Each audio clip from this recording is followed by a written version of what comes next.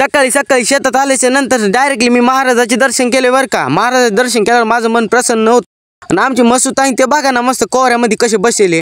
आणि तुम्हाला तर माहिती शेतकऱ्याची जिंदगी कशी राहती, इकून टप्पा उचल पल्लीकून टाक, तिकून उचल इकडं टाक, आणि पाय बघा ना कसे झालते राव। आणि हरभरा निघू लागलं आपलं, साईडला बघा ना कशा भीती मस्त खतरनाक। पप्पा इथं काय करू लागले काय माहित, आपल्या स्टार्टरमध्ये काही प्रॉब्लेम आला तर बहुतेक।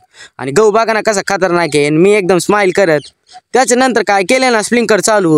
पण आपलं कसं माहिती का, स्प्रिंकर चालू केलं पण ते खाली नाही का तिथं झाकण बदलावं लागत आहे, तुम्हाला तर माहिती आहे। आता शेतामध्ये बी एवढं काही इंटरेस्ट नाही राहिला, त्याच्यामुळे टॅलचे सेक्शन सोडायला जावं लागत आहे। आणि टॅलचे सेक्शन मध्ये बोर होतं राव। पण कसं आहे मित्र असले ना सोबत मग बरं वाटत आहे।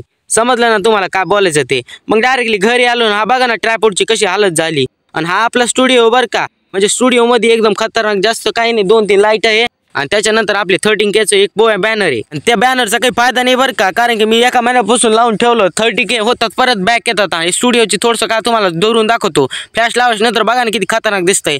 याच गोष्टीवर करा ना लाईक आणि सबस्क्राईब।